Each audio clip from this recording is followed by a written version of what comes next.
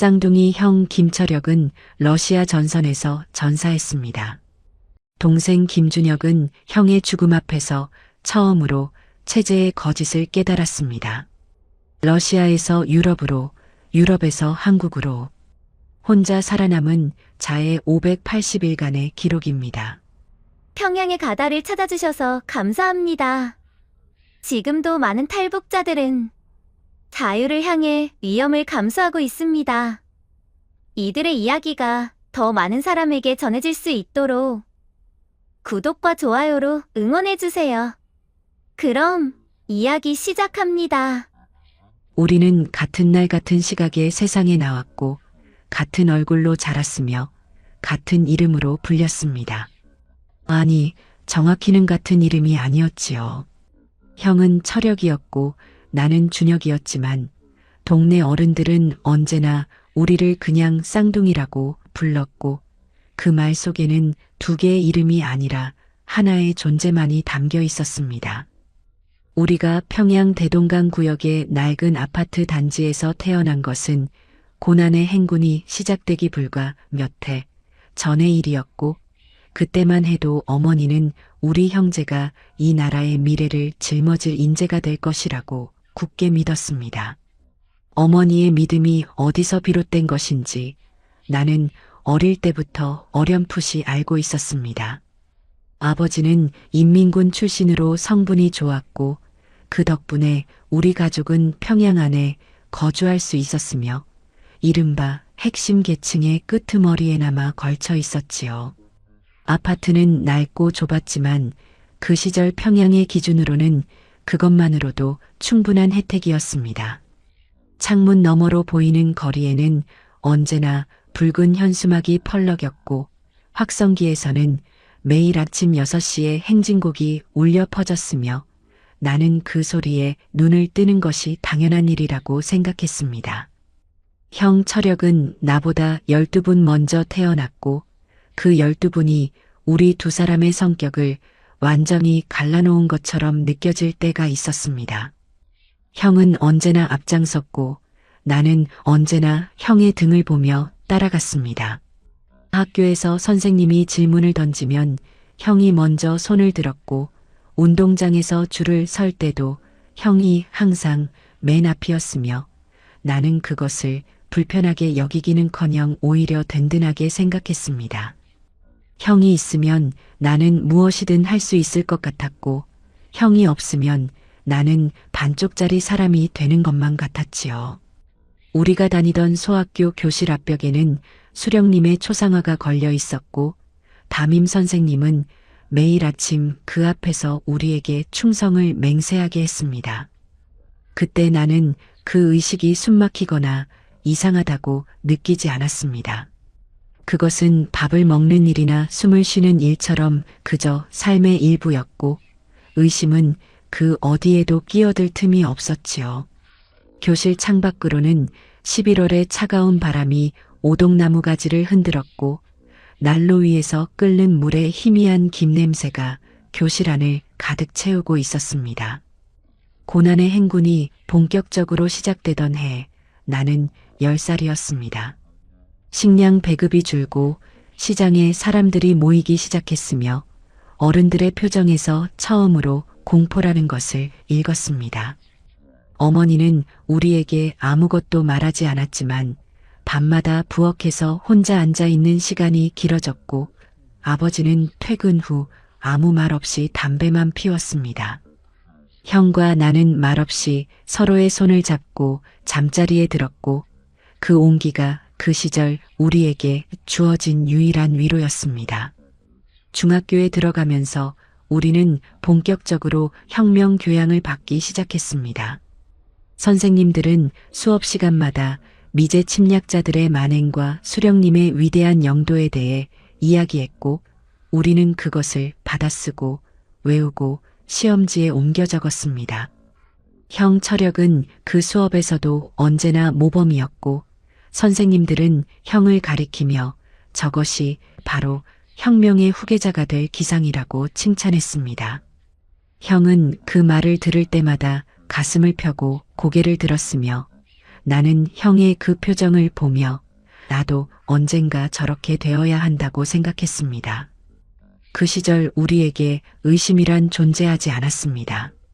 텔레비전에서는 매일 수령님의 현지지도 소식이 흘러나왔고 라디오에서는 당의 위대함을 노래하는 음악이 끊이지 않았으며 우리가 접할 수 있는 모든 정보는 단 하나의 방향을 가리키고 있었습니다. 세상에는 오직 두 종류의 존재만 있었는데 하나는 위대한 조선민주주의인민공화국이었고 다른 하나는 그것을 무너뜨리려는 적이었습니다. 그리고 우리는 그 체제 안에서 태어났고 그 안에서 성장했으며 그것이 진실이라고 믿었지요. 어느 겨울날 저녁 형과 나는 처음으로 장마당에 함께 갔습니다. 어머니가 팔 물건을 들고 나가면서 우리에게 짐을 들게 했고 나는 그때 처음으로 장마당이라는 공간이 얼마나 복잡하고 시끄럽고 뜨거운 곳인지를 몸으로 느꼈습니다. 기름 냄새와 생선 냄새가 뒤섞인 공기, 사람들이 서로 목소리를 높이며 물건값을 흥정하는 소리, 땅바닥에 쪼그려 앉아 물건을 파는 아주머니들의 손, 그 모든 것이 학교에서 배운 사회주의 낙원의 모습과는 전혀 달랐습니다. 그러나 그때의 나는 그 차이를 차이로 인식하지 못했고 그저 낯선 풍경으로 받아들이고 지나쳤을 뿐이었습니다. 형과 나는 17살이 되던 해 소년단을 졸업하고 청년동맹에 가입했습니다. 청년동맹 가입식 날 우리는 처음으로 정식 제복을 입고 광장에 섰으며 형은 그 자리에서 눈물을 흘렸습니다. 나는 형이 왜 우는지 물었고 형은 이것이 진짜 시작이라고 말했습니다. 형의 눈에서 무언가 단단한 것이 빛나고 있었고 나는 그것이 무엇인지 정확히 알 수 없었지만 형이 믿는 것이라면 나도 믿어야 한다고 생각했습니다. 형의 손이 내 어깨 위에 얹혔고 그 무게가 차가운 가을 공기 속에서 유난히 따뜻하게 느껴졌지요. 졸업을 앞두고 우리에게 군 배치 통보가 내려왔습니다. 쌍둥이 형제가 같은 부대에 배치되는 일은 원칙적으로 금지되어 있었고 우리는 서로 다른 부대로 떨어지게 되었습니다.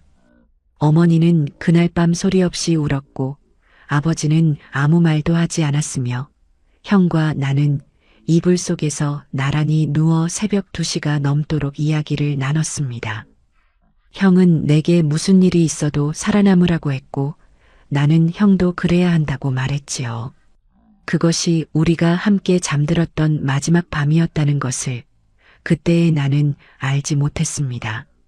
파병 명령은 어느 날 갑자기 내려왔고 그것은 명령이라는 형식을 취하고 있었지만 사실상 거부할 수 있는 선택지가 없는 통보였습니다. 정치부 지도원이 우리 부대원들을 강당에 집합시키고 당과 수령님의 부름에 응답하는 영광스러운 임무라고 설명했으며 우리는 그 말을 들으며 박수를 쳐야 했습니다. 나는 그날 처음으로 아주 작고 희미하게 뭔가 이상하다는 느낌을 받았습니다. 그러나 그것은 너무 작았고 나는 그것을 곧 지워버렸지요. 형 철혁은 나와 다른 부대에 있었지만 파병 대상자 명단에 함께 포함되어 있다는 사실을 나는 중대장을 통해 전해 들었습니다. 러시아 파병 그 말의 의미를 처음 들었을 때 나는 솔직히 전쟁이 어디서 벌어지고 있는지조차 정확히 몰랐습니다. 외부 세계의 지도가 우리에게는 허락되지 않았고 뉴스는 늘 우리 편의 승리만을 이야기했으며 러시아라는 나라가 무엇을 하고 있는지에 대한 정보는 당이 허락한 범위 안에서만 주어졌습니다. 우리에게 주어진 것은 오직 명령이었고 그 명령은 조국을 위한 헌신이라는 이름으로 포장되어 있었습니다. 파병을 앞두고 형과 나는 평양 외곽 집결 부대에서 처음으로 다시 만났습니다. 3년 만의 재회였고 형은 내가 기억하는 것보다 훨씬 단단해져 있었습니다. 얼굴은 같았지만 눈빛이 달라져 있었고 형의 눈 속에는 내가 이름 붙일 수 없는 무언가가 자리 잡고 있었습니다. 우리는 서로를 끌어안았고 형의 군복에서 나는 화약 냄새와 먼지 냄새가 코를 찔렀으며 나는 그 냄새를 맡으며 형이 나보다 훨씬 많은 것을 이미 겪었다는 것을 느꼈습니다. 러시아로 떠나기 전날 밤 형과 나는 막사 뒤편 창고 곁에 나란히 앉아 오랜 시간을 보냈습니다. 별이 많은 밤이었고 차가운 공기 속에서 우리 둘의 입김이 하얗게 피어올랐습니다. 형은 그날 밤 처음으로 내게 당밖의 이야기를 꺼냈습니다.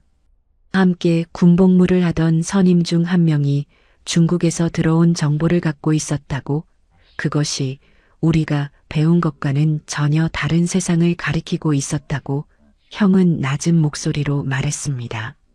나는 형의 말을 듣고 심장이 조여드는 것을 느꼈고 주변을 둘러보며 아무도 없는지 확인했습니다.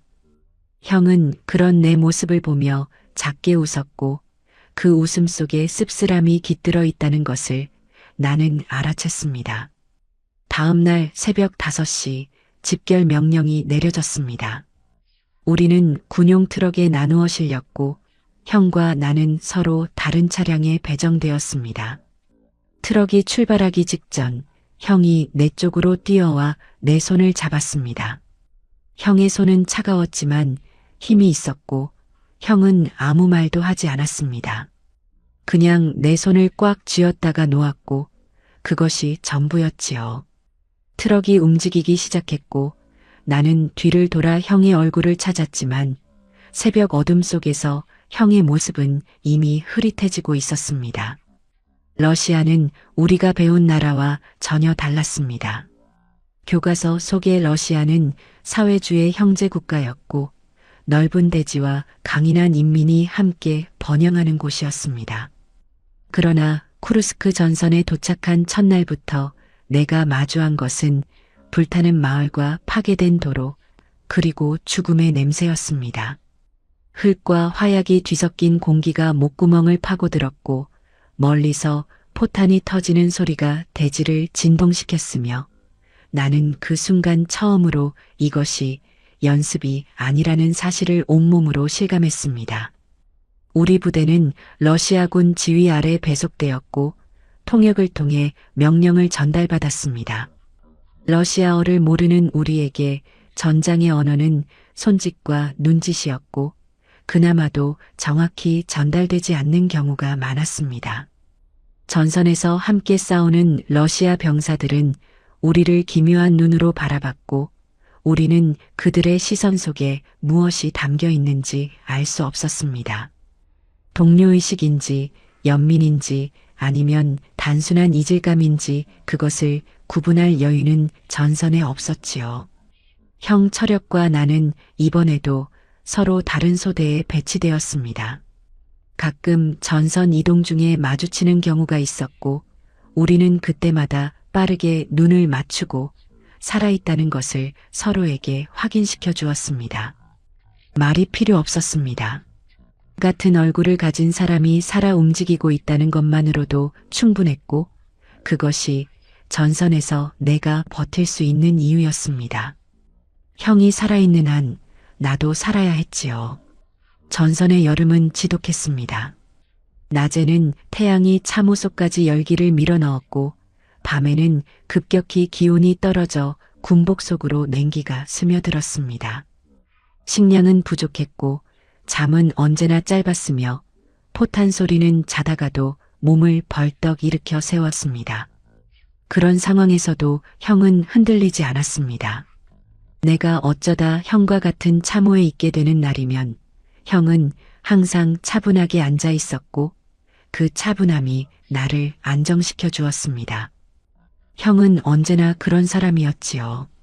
어느 저녁 형이 참호벽에 등을 기대고 앉아 무언가를 작은 종이에 적고 있었습니다. 내가 뭘 쓰느냐고 묻자 형은 잠시 멈추더니 어머니한테 편지를 쓰고 있다고 했습니다. 북한에서 러시아 전선으로 편지가 전달되는 경로 같은 것은 없었고 형도 그것을 알고 있었으며 그렇기 때문에 그 편지는 붙일 수 없는 편지였습니다. 형은 그것을 알면서도 쓰고 있었고 나는 형의 그 모습을 보며 처음으로 가슴 깊은 곳에서 무언가가 흔들리는 것을 느꼈습니다. 그것이 무엇인지는 그때 아직 몰랐습니다. 형이 전사했다는 소식을 들은 것은 전투가 끝나고 2시간이 지난 뒤였습니다. 전령이 내 이름을 불렀고 나는 처음에 무슨 말인지 이해하지 못했습니다. 전령은 같은 말을 2번 반복했고 2번째로 들었을 때야 나는 그것이 현실이라는 것을 깨달았지요. 형 김철혁 전사. 그 4글자가 귀에서 머리로, 머리에서 가슴으로 내려오는데 아주 긴 시간이 걸렸습니다.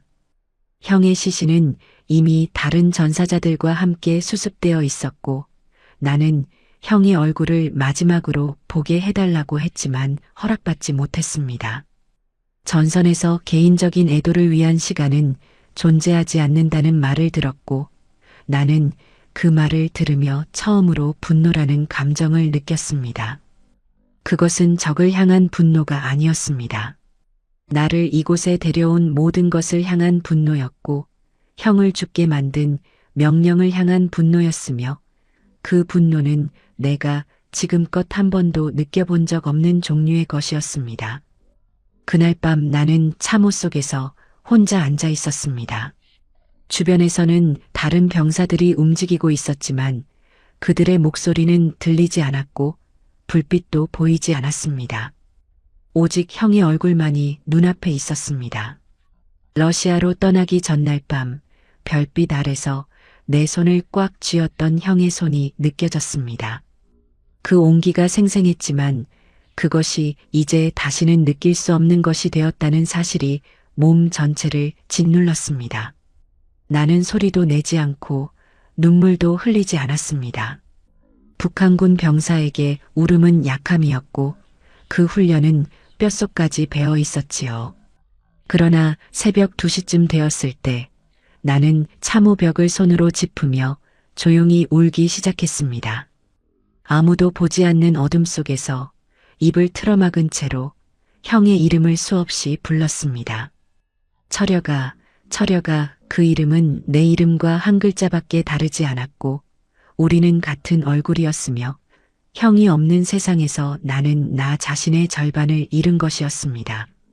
흙냄새가 코를 채웠고 멀리서 포탄이 터지는 소리가 대지를 울렸으며 나는 그 소리 속에서 형의 목소리를 찾으려 했습니다. 동이틀 무렵 나는 결심했습니다. 구체적으로 어떻게 해야 하는지는 아직 몰랐습니다. 어디로 가야 하는지도 무엇을 해야 하는지도 몰랐습니다. 그러나 한 가지만은 분명했습니다. 나는 형처럼 이 전선에서 죽지 않겠다고, 이 명령에 의해 소모되지 않겠다고, 그리고 살아서 형이 쓰다 남긴 그 편지를 완성하겠다고 그렇게 결심했습니다. 새벽빛이 참호 위로 스며들었고 나는 천천히 몸을 일으켰습니다. 형이 죽고 나서 나는 달라졌습니다. 겉으로는 아무것도 달라지지 않은 것처럼 보였고 나는 여전히 명령에 따라 움직였으며 제때 식사를 했고 다른 병사들과 함께 참호를 팠습니다. 그러나 속으로는 완전히 다른 사람이 되어가고 있었지요. 예전에 나는 명령이 곧 옳음이라고 믿었고 당의 뜻이 곧 나의 뜻이라고 여겼으며 그 안에서 의심이라는 것은 존재하지 않았습니다. 그러나 형의 죽음은 그 모든 것을 단번에 무너뜨려 버리고 말았습니다. 내가 처음 탈출이라는 단어를 머릿속에서 꺼낸 것은 형이 전사하고 나흘째 되던 밤이었습니다. 그것은 계획이 아니라 충동이었고 충동이라기보다는 차라리 본능에 가까운 것이었습니다. 이 전선에서 살아남는다고 해도 나를 기다리고 있는 것은 북한으로의 귀환이었고 귀환 후에는 아무것도 바뀌지 않은 삶이 계속될 것이었습니다. 형은 죽었고 그 죽음에 대해 아무도 책임지지 않을 것이었으며 나는 다시 다른 명령을 기다리는 병사로 돌아가야 했습니다. 그것을 생각하는 것만으로도 온몸에 무언가 차가운 것이 흘러내리는 기분이었지요. 후방 보급구역으로 이동하게 된 것은 그 무렵이었습니다. 부상자를 돕는 임무를 맡은 나는 전선보다 조금 안쪽에 있는 러시아 민간 구역과 접촉할 기회를 얻게 되었고, 그곳에서 나는 처음으로 외부 세계의 공기를 직접 마셨습니다. 러시아 민간인들이 사용하는 가게와 거리, 그리고 그들이 들고 다니는 스마트폰, 그것은 내가 지금껏 본 것과는 차원이 다른 물건이었습니다.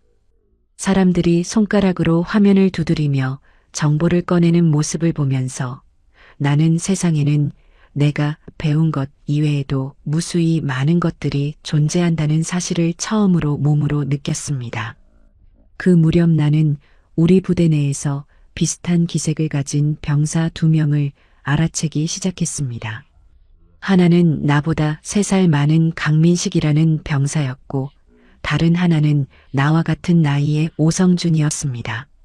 강민식은 말이 없는 편이었지만 눈빛이 예리했고, 나와 비슷한 표정으로 전선을 바라볼 때가 있었습니다.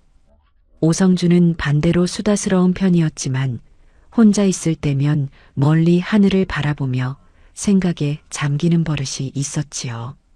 나는 그들에게 먼저 말을 걸지 않았습니다. 전선에서 섣불리 속내를 드러내는 것은 목숨을 거는 일이었고, 나는 아직 그럴 만큼 준비가 되어 있지 않았습니다. 탈출을 구체적으로 생각하기 시작한 것은 그로부터 2주쯤 지난 뒤였습니다. 나는 후방 보급구역에서 러시아 민간인과 짧게 접촉하는 사이 손짓과 눈짓으로 몇 가지 정보를 얻었고, 러시아 서쪽으로 이동하면 유럽으로 향하는 경로가 있다는 것을 어렴풋이 파악했습니다. 정확한 방법은 몰랐습니다. 언어도 몰랐고 돈도 없었으며 지도 한 장 없었습니다. 그러나 형이 써내려갔던 붙일 수 없는 편지가 떠올랐고, 형의 목소리가 귀 옆에서 들리는 것 같았습니다. 살아남아라, 그 말이 이제는 다른 의미로 들려왔습니다. 강민식에게 먼저 말을 건 것은 내가 후방 기지로 완전히 이동하고 나서 열흘쯤 지난 저녁이었습니다. 나는 그가 혼자 창고 뒤편에서 담배를 피우고 있는 것을 발견했고, 주변을 살핀 다음 천천히 다가가 그의 옆에 나란히 앉았습니다. 처음에는 아무 말도 하지 않았습니다.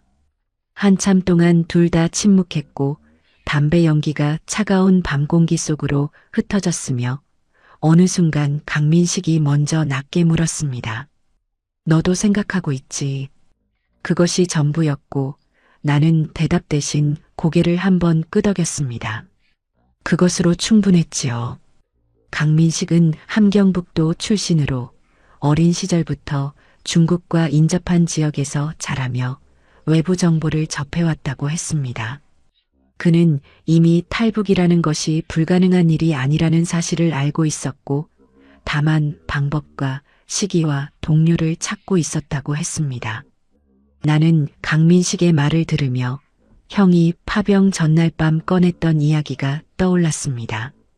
중국에서 들어온 정보, 우리가 배운 것과 다른 세상 형도 이미 알고 있었던 것이었고, 형은 그것을 나에게 전해주려 했던 것이었습니다. 나는 형이 내게 준 마지막 선물이 무엇인지를 그제야 이해했습니다. 오성준을 합류시킨 것은 강민식의 제안이었습니다. 강민식은 오성준을 오래전부터 눈여겨봐왔다고 했고, 그가 믿을 만한 사람이라고 했습니다. 나는 처음에 주저했습니다. 한 명이 더 늘어날수록 발각될 위험도 커졌고, 믿음이라는 것은 전선에서 가장 구하기 어려운 것이었습니다. 그러나 강민식의 눈빛이 흔들리지 않았고, 나는 결국 동의했습니다. 오성준에게 이야기를 꺼내던 날 밤, 그는 한참 동안 말이 없었다가 작게 웃으며 나는 내가 먼저 말해주길 기다리고 있었다고 했습니다. 그 말이 긴장을 조금 풀어주었지요. 3명이 모인 다음부터 우리는 조금씩 정보를 모으기 시작했습니다. 후방 기지에서 러시아 민간인 노동자들과 접촉할 기회를 만들었고 손짓과 몇 가지 공통 단어를 통해 서쪽 방향의 지리를 파악하려 했습니다. 러시아어 몇 마디를 익히기도 했는데 그것은 정식으로 배운 것이 아니라 귀로 듣고 입으로 따라하며 몸에 새긴 것이었습니다. 돈이 없다는 것이 가장 큰 문제였고 우리는 보급 물자 중 일부를 민간인과 교환하는 방식으로 소량의 현금을 모으기 시작했습니다. 그것이 발각되면 총살이었지만 우리는 이미 그 선을 넘기로 결심한 상태였지요. 그 무렵 오성준이 추가로 2명을 더 데려왔습니다. 하나는 리동철이라는 24살의 병사였고 다른 하나는 우리 중 가장 어린 22살의 박진명이었습니다. 리동철은 체격이 크고 침착했으며 박진명은 작은 편이었지만 눈치가 빠르고 행동이 빠른 편이었습니다. 5명이 모인 첫날 밤 나는 창고 한켠에서 이들의 얼굴을 하나하나 바라보았습니다. 모두 같은 두려움을 가지고 있었고 같은 결심을 품고 있었으며 나는 그 순간 형의 목소리를 다시 한번 들었습니다. 살아남아라. 이번에는 혼자가 아니었습니다. 계획이라고 부르기엔 너무 허술했고 무모하다고 부르기엔 우리에게 다른 선택지가 없었습니다. 우리가 도달해야 하는 첫 번째 목표는 러시아 서부의 대도시였고 거기서 어떻게든 유럽으로 향하는 경로를 찾아야 했습니다. 강민식이 민간인 노동자로부터 얻어낸 정보에 따르면 러시아 서부 일부 지역에 탈북자를 지원하는 네트워크가 존재할 수도 있다는 이야기가 있었습니다. 확인된 정보가 아니었고 소문에 가까운 것이었지만 그것이 우리에게 주어진 유일한 실마리였습니다. 부대를 이탈하는 시점은 보급 이동이 있는 날로 정했습니다. 후방 기지에서 전선으로 물자를 이송하는 날에는 병력 이동이 많아 혼란이 생기고 개별 병사들의 위치 확인이 느슨해지는 경향이 있었습니다. 강민식이 며칠에 걸쳐 그 패턴을 파악했고 우리는 가장 이탈 가능성이 높은 날짜를 추렸습니다. 12월 초순 보급 트럭이 전선 방향으로 출발하는 새벽 4시, 그것이 우리의 출발 시각이었습니다. 각자의 역할도 나눴습니다. 강민식은 이동 경로를 외우고 실시간 판단을 맡았고 리동철은 체력적으로 가장 강했기 때문에 필요시 후방을 맡았습니다. 오성준은 러시아 민간인과 소통하는 역할을, 박진명은 가장 날렵하게 움직이며 먼저 상황을 파악하는 정찰 역할을 했습니다. 나는 전체를 아우르는 위치에 있었고 사실 그것은 형이 언제나 해왔던 역할이었습니다. 형이 있었다면 형이 했을 일을 내가 대신하게 된 것이었고 나는 그것을 무겁게 받아들였지요. 이동 중에 필요한 물자도 조금씩 모았습니다. 여분의 군복, 마른 식량, 민간인에게 구한 러시아 루블 소량, 그리고 손으로 그린 조악한 지도 한 장이 전부였습니다. 5명이 함께 움직이기엔 너무 적은 것들이었지만 더 준비할 시간도 더 구할 방법도 없었습니다. 박진명이 어디선가 구해온 낡은 배낭 하나에 그것들을 나눠 담았고 우리는 그것을 각자 몸에 분산해서 했습니다. 출발 전날 밤 나는 잠을 자지 않았습니다.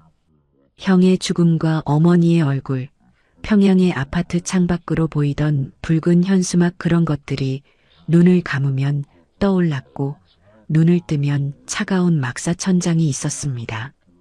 나는 오랫동안 천장을 바라보다가 형이 쓰다 남긴 그 편지를 마음속으로 다시 써내려가기 시작했습니다. 어머니, 저는 살아서 가겠습니다. 그 한 문장이 새벽이 올 때까지 머릿속에서 반복되었고 그것이 나를 버티게 했습니다. 새벽 4시 보급 트럭들이 시동을 걸기 시작했고 기지 안은 그 소음으로 가득 찼습니다.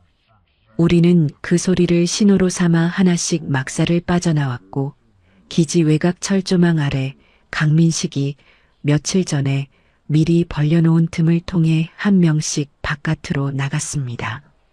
박진명이 맨 앞이었고 리동철이 맨 뒤였으며 나는 그 중간에서 네 사람의 등을 보며 움직였습니다.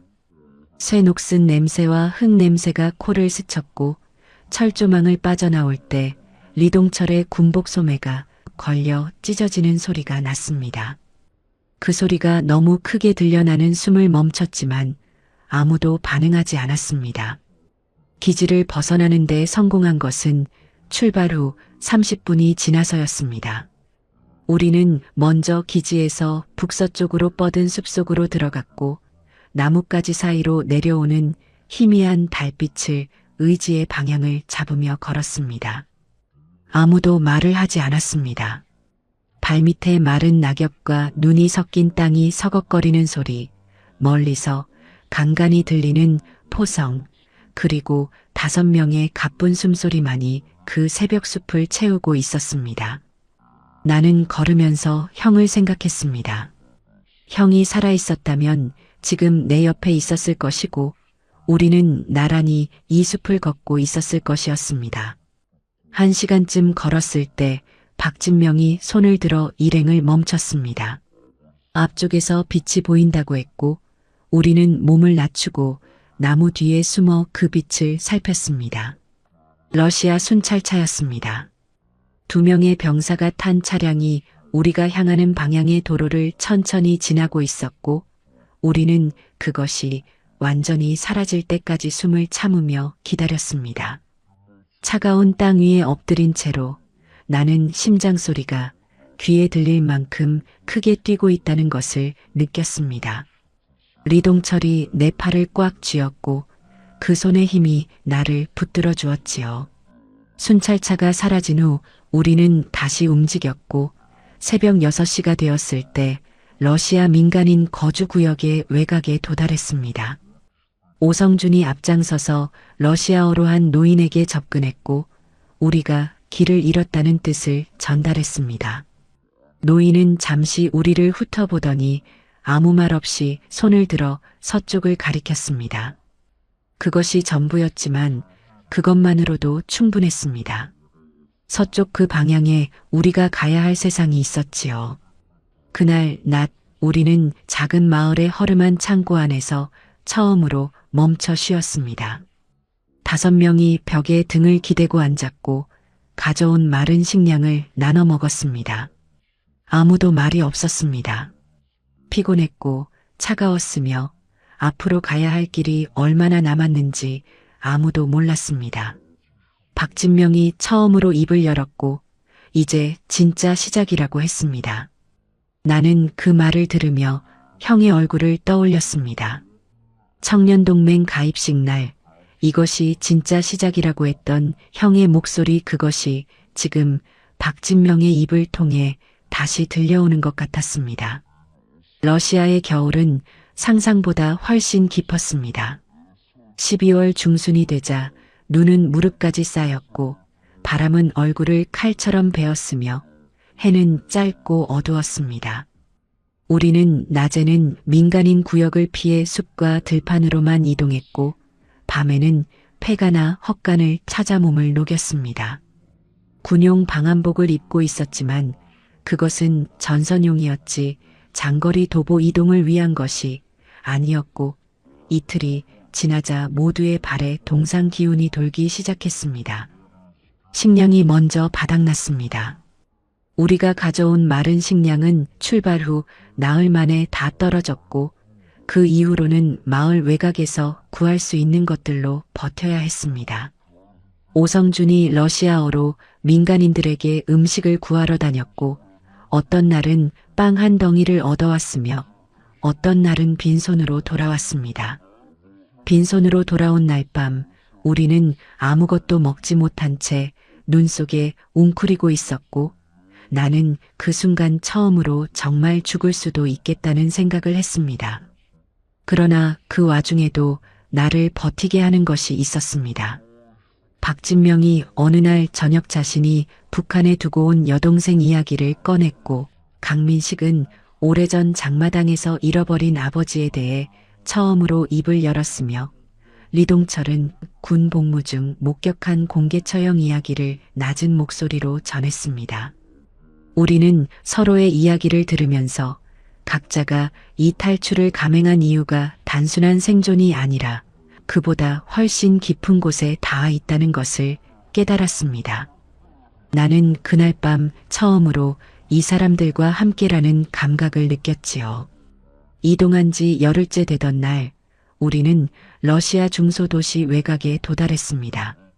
강민식이 미리 파악해둔 정보대로 그 도시에는 과거 소련 시절 이후 남아있는 고려인 커뮤니티가 있었고 우리는 그곳에서 처음으로 안전한 실내 공간에 며칠 동안 머무를 수 있었습니다. 고려인 노인 한 분이 우리를 재워주었고 따뜻한 국물을 먹였으며 아무것도 묻지 않았습니다. 그분의 손은 거칠고 주름졌지만 국물 그릇을 내밀던 그 손의 온기가 내 손 안으로 전해졌을 때 나는 오랫동안 잊고 있었던 무언가를 떠올렸습니다. 그것은 어머니의 손이었습니다. 며칠간의 휴식 후 우리는 다시 출발했습니다. 고려인 노인이 서쪽으로 향하는 트럭 기사를 연결해 주었고 우리는 화물칸 안에 숨어 이동할 수 있었습니다. 트럭이 출발하던 새벽 나는 노인의 집 창문 불빛을 뒤돌아봤습니다. 그 불빛이 멀어지면서 작아졌고 나는 그 따뜻함이 오래도록 기억에 남을 것이라는 것을 알았습니다. 트럭 화물칸은 어둡고 좁았지만 5명이 서로 어깨를 맞대고 앉아 있었고 그 온기가 러시아의 겨울보다 더 강했습니다. 트럭 안에서 보낸 시간은 사흘이었습니다. 화물칸에는 공산품 상자들이 가득했고 우리는 그 사이에 끼어 몸을 웅크린 채 이동했습니다. 트럭이 멈출 때마다 심장이 조여들었고 외부에서 문을 열려는 소리가 날 때면 숨을 틀어막고 가장 깊은 곳으로 파고들었습니다. 2번은 검문소를 통과했고 한 번은 트럭이 오랫동안 정차하면서 외부에서 러시아어 목소리가 여러 들려왔습니다. 그 시간이 얼마나 길었는지 나는 지금도 정확히 가늠하지 못합니다. 다만 리동철이 내 손목을 꽉 잡고 있었고 그 힘이 풀리지 않았기 때문에 나도 버틸 수 있었지요. 트럭 기사는 우리를 러시아 서부의 한 소도시 외곽에 내려줬습니다. 그는 아무것도 묻지 않았고 우리도 아무것도 말하지 않았으며 트럭이 다시 출발해 멀어지는 것을 바라보면서 나는 그 사람이 우리의 사정을 알고도 모른 척 해준 것이라는 생각을 했습니다. 세상에는 그런 사람들이 있었습니다.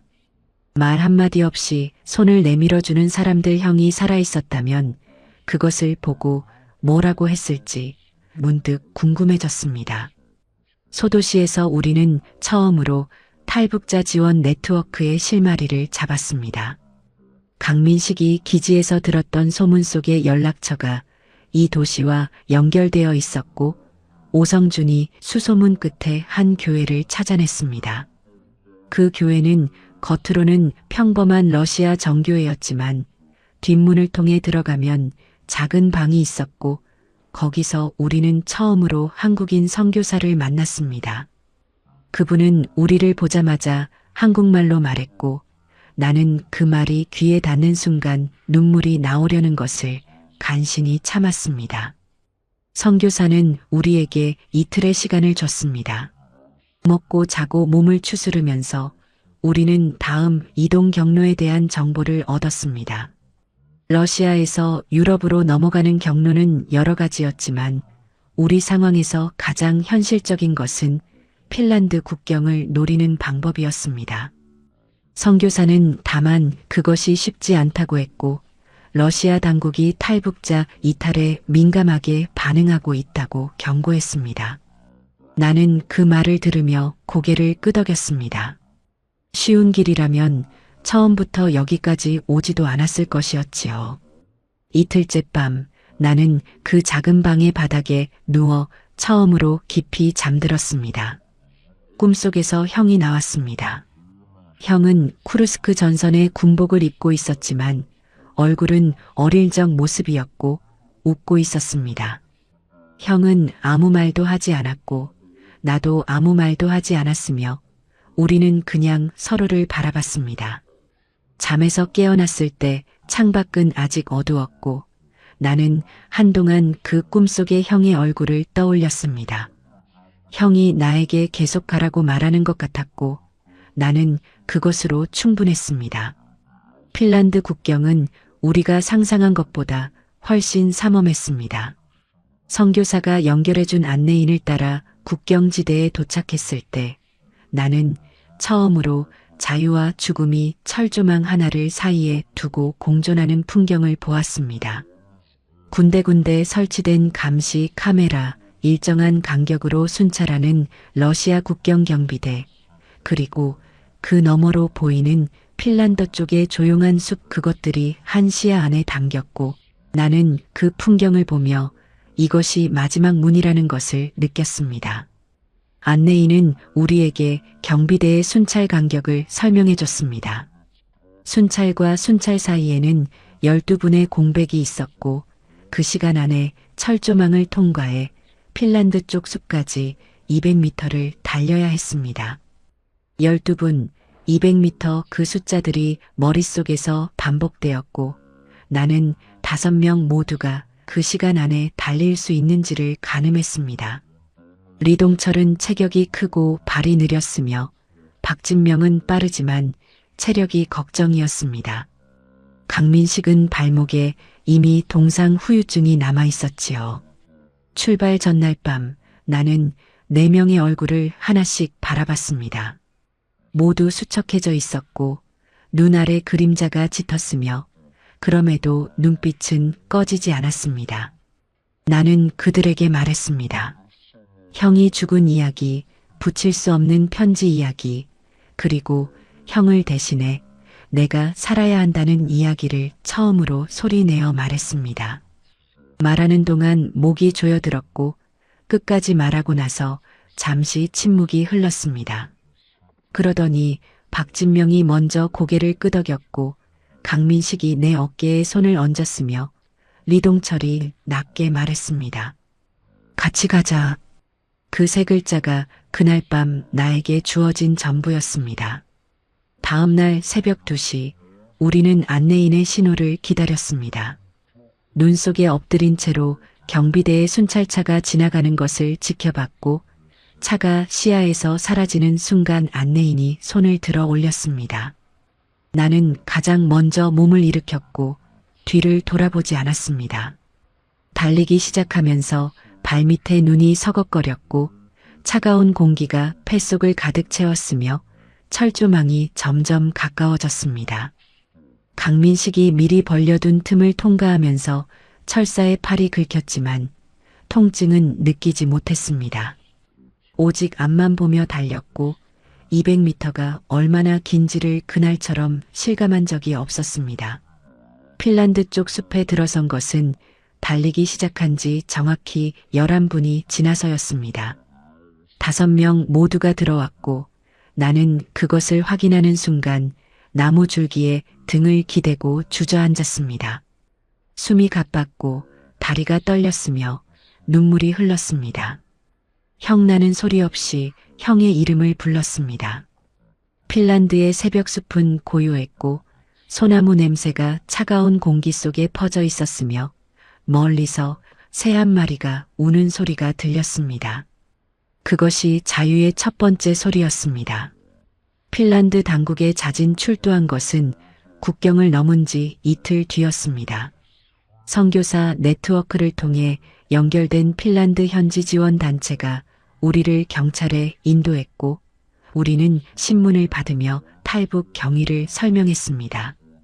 통역이 있었고 그 통역이 우리말을 핀란드어로 옮기는 것을 들으면서 나는 이 세상에 우리가 이해받을 수 있는 언어가 존재한다는 사실을 처음으로 실감했습니다. 그것이 이상하게도 가장 먼저 눈물이 나온 순간이었지요. 구치소 비슷한 시설에서 며칠을 보낸 후 우리는 난민 심사 절차에 들어갔습니다. 핀란드 이민국 직원들은 우리를 범죄자가 아닌 사람으로 대했고 필요한 것이 있으면 알려달라고 했으며 음식과 잠자리를 제공했습니다. 나는 그 당연한 대우가 당연하지 않게 느껴졌습니다.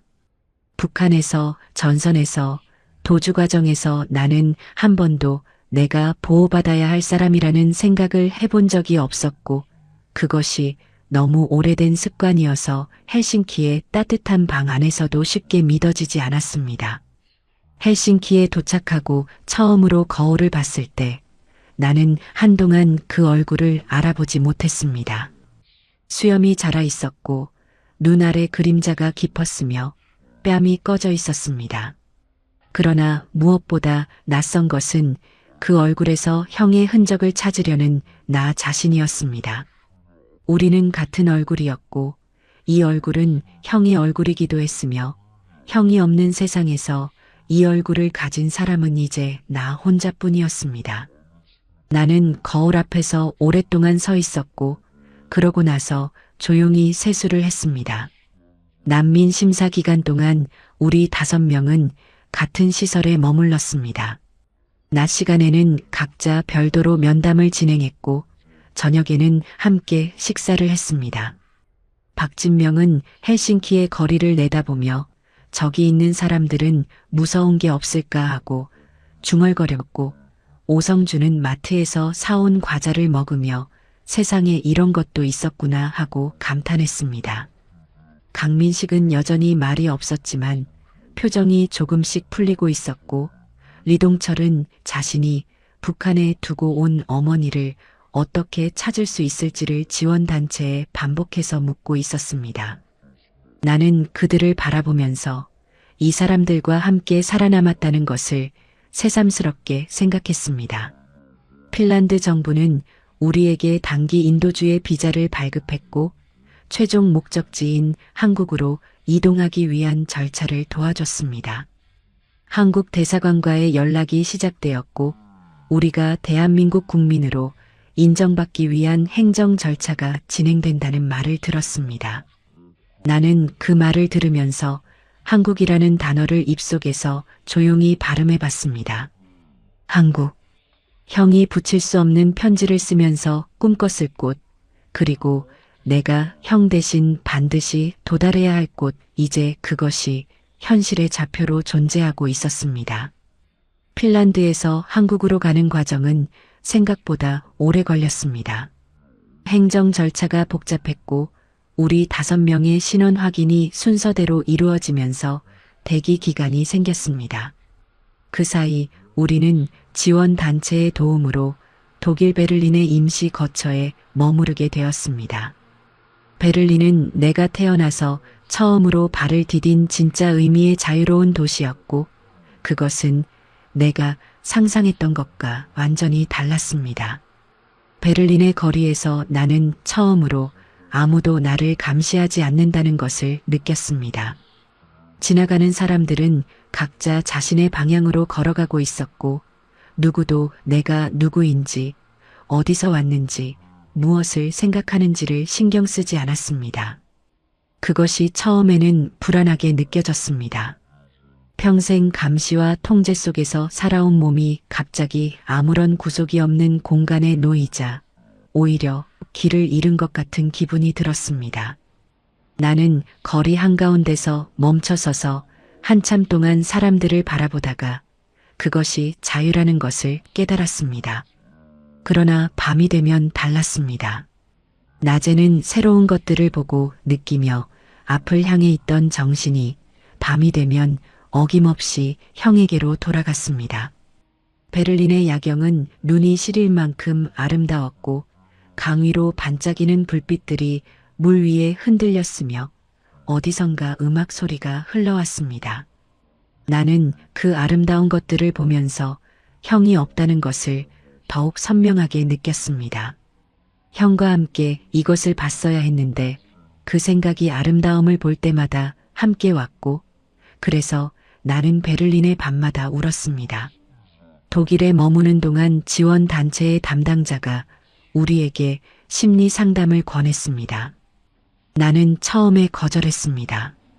북한군 병사로 훈련된 몸은 감정을 드러내는 것을 약함으로 여겼고 낯선 사람에게 속마음을 털어놓는 것이 몸에 배어 있지 않았습니다. 그러나 담당자가 조용히 말했습니다.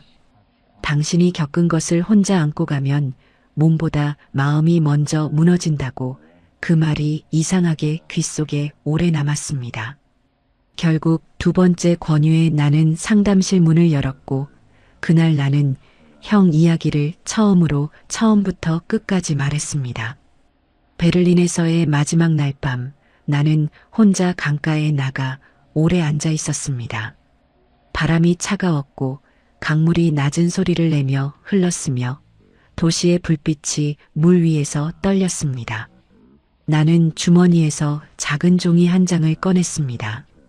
형이 붙일 수 없는 편지를 쓰던 그 종이와 같은 종류의 것이었고 나는 그 위에 짧게 썼습니다.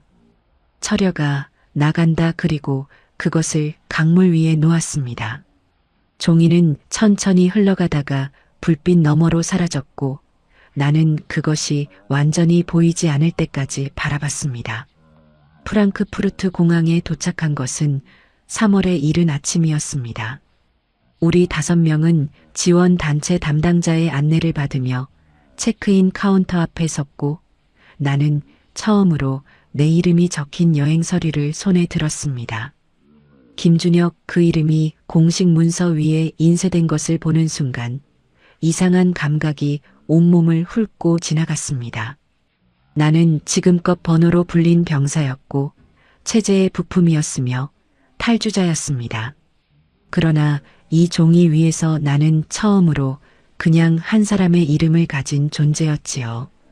탑승 게이트 앞에서 우리 5명은 잠시 멈췄습니다. 아무도 먼저 움직이지 않았고 말도 없었습니다. 강민식이 가장 먼저 입을 열었는데 그는 다들 잘 살아야 한다고만 했습니다. 그 짧은 말 안에 우리가 함께 걸어온 모든 시간이 담겨 있었고 나는 그 말을 들으며 고개를 끄덕이는 것 외에 달리 할 수 있는 말을 찾지 못했습니다.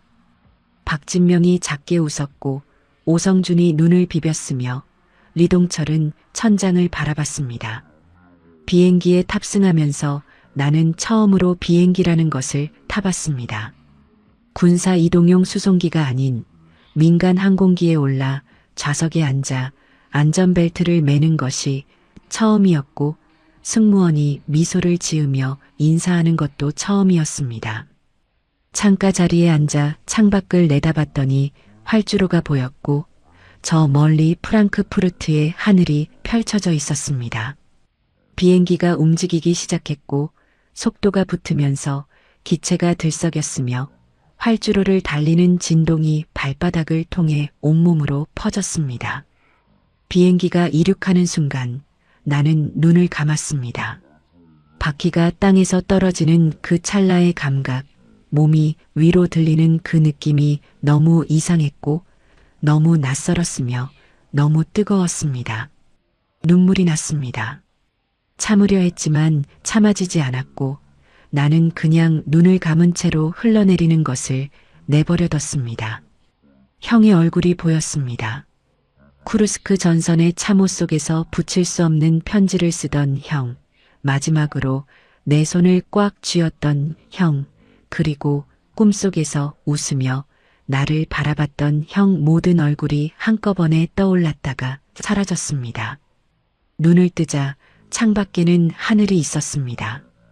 구름 위로 올라선 비행기의 창밖으로 끝없이 펼쳐진 흰 구름과 그 위에 파란 하늘이 보였고 나는 그것을 보며 생각했습니다.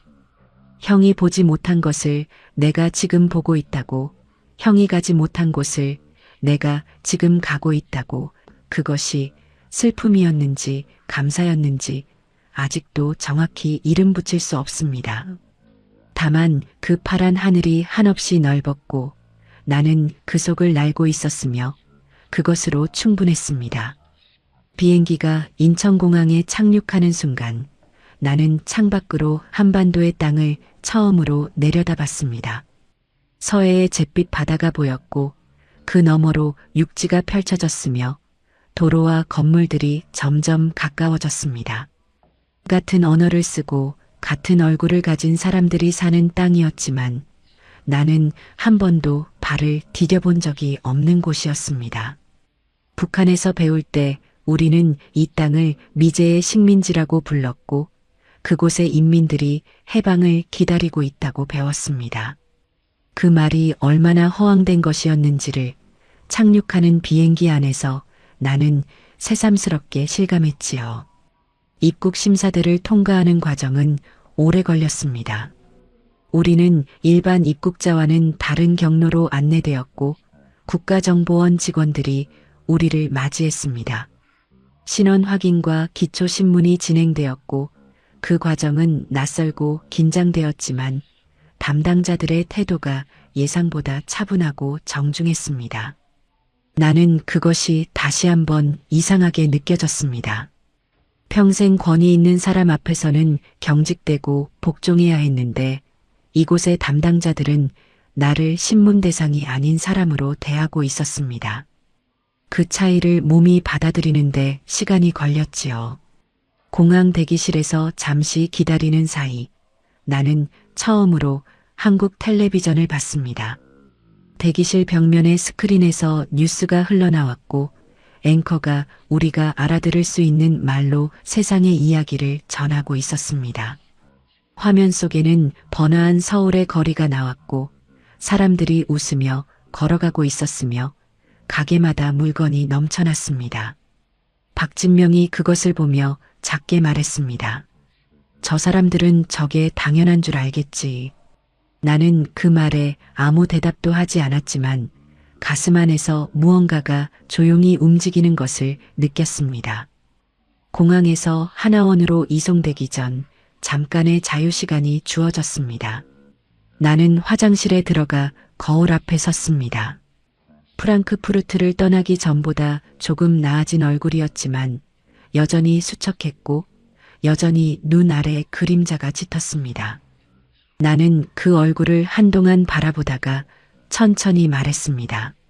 소리내어 아무도 없는 화장실에서 형의 이름을 불렀습니다. 철여가 나왔어. 그것이 전부였고 그것으로 충분했습니다. 거울 속의 얼굴이 형의 얼굴이기도 했기 때문에 형도 함께 도착했다는 생각이 들었지요. 하나원으로 향하는 차 안에서 나는 창밖으로 한국의 도로를 바라봤습니다. 넓고 잘 닦인 도로 위를 수많은 자동차들이 달리고 있었고 도로 옆으로 편의점과 카페와 아파트들이 줄지어 있었습니다. 평양의 거리와 같은 언어로 쓰인 간판들이 눈에 들어왔지만 그 내용은 완전히 달랐습니다. 당의 구호가 아닌 상품의 이름들, 수령님의 초상화가 아닌 배우들의 얼굴들, 나는 그 모든 것을 빠르게 훑으며 이것이 내가 앞으로 살아가야 할 세상이라는 것을 처음으로 실감했습니다. 하나원은 내가 상상한 것과 달랐습니다. 나는 그것이 감옥 같은 곳일 거라고 막연히 생각했는데 실제로는 학교와 기숙사를 합쳐놓은 것 같은 공간이었습니다. 방은 깨끗했고 식사는 규칙적으로 나왔으며 담당 직원들은 우리를 학생 대하듯 했습니다. 그러나 그 편안함이 오히려 나를 더 힘들게 했습니다.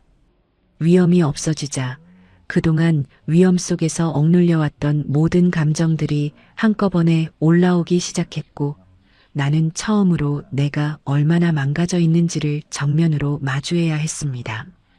교육과정은 빽빽했습니다. 한국의 사회제도, 금융 시스템, 대중교통 이용법, 취업준비, 법률 기초, 우리가 살아가기 위해 알아야 할 것들을 하루에 몇 시간씩 배웠습니다. 그 내용들은 하나하나가 충격이었습니다. 버스카드를 충전해서 쓴다는 것, 월세 계약을 직접 해야 한다는 것, 세금을 스스로 신고해야 한다는 것, 북한에서라면 국가가 정해준 것 안에서만 살면 됐는데 이곳에서는 모든 것을 내가 선택하고 내가 책임져야 했습니다. 그 자유가 감당하기 어려울 만큼 무거웠지요. 가장 힘든 시간은 밤이었습니다. 낮에는 수업과 일정으로 머릿속이 채워졌지만 불을 끄고 누우면 형이 왔습니다. 쿠르스크 참호에서의 형, 마지막으로 내 손을 잡던 형, 붙일 수 없는 편지를 쓰던 형, 그 장면들이 순서 없이 떠올랐고 그것들은 꿈이 아니라 생생한 기억이었습니다. 나는 담당 상담사에게 이것을 털어놓았고 상담사는 그것이 외상 후 스트레스 반응이라는 것을 설명해 줬습니다. 처음 듣는 개념이었지만 그것에 이름이 있다는 것만으로도 조금은 가벼워지는 느낌이 있었습니다. 하나원에 머무는 동안 나는 처음으로 형에 대한 공식 기록을 남기려는 시도를 했습니다. 하나원 측의 도움을 받아 러시아 파병 북한군의 전사 기록에 접근하는 방법을 알아봤지만 그것은 쉽지 않았습니다.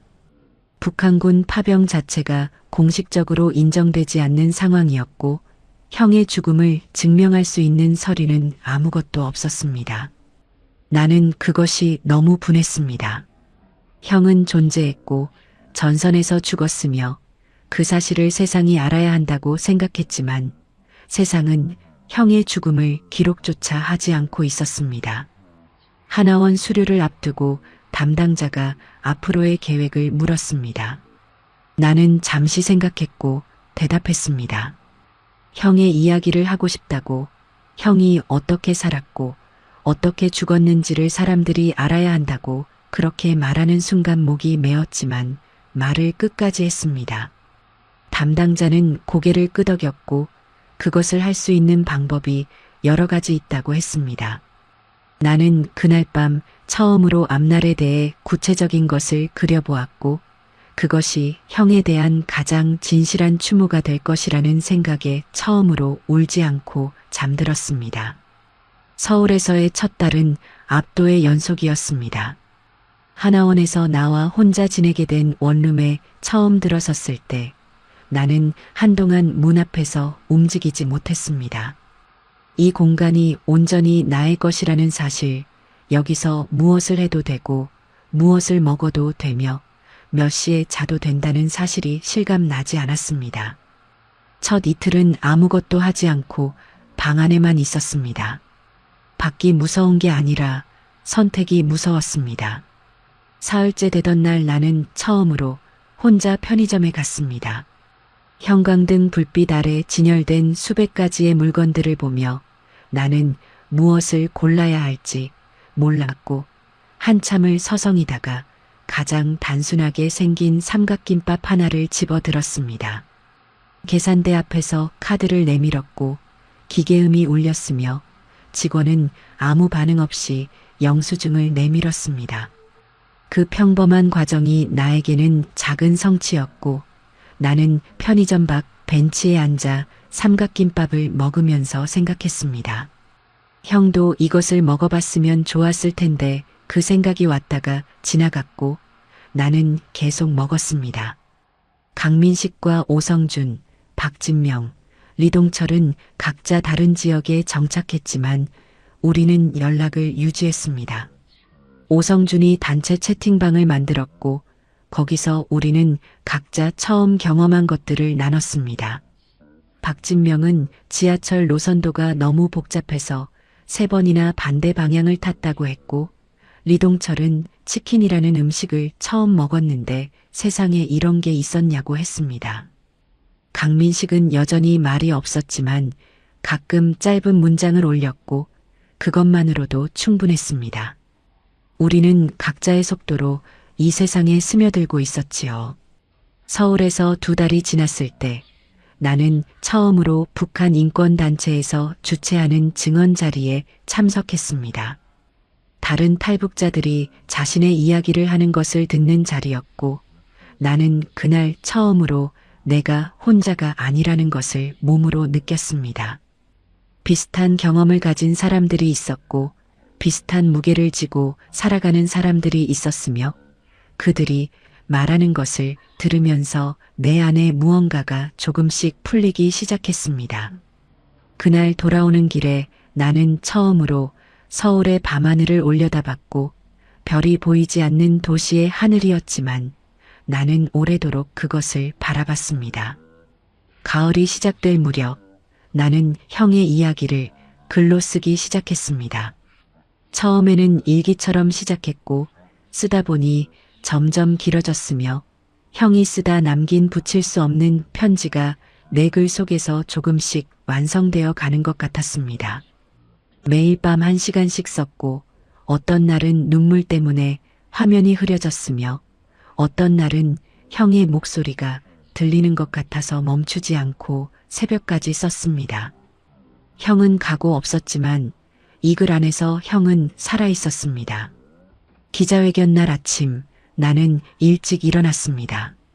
전날 밤 거의 잠을 자지 못했고 새벽 내내 무슨 말을 해야 할지를 머릿속에서 반복했지만 결국 준비된 말보다 준비되지 않은 말이 더 진실에 가까울 것이라는 생각으로 마음을 정리했습니다.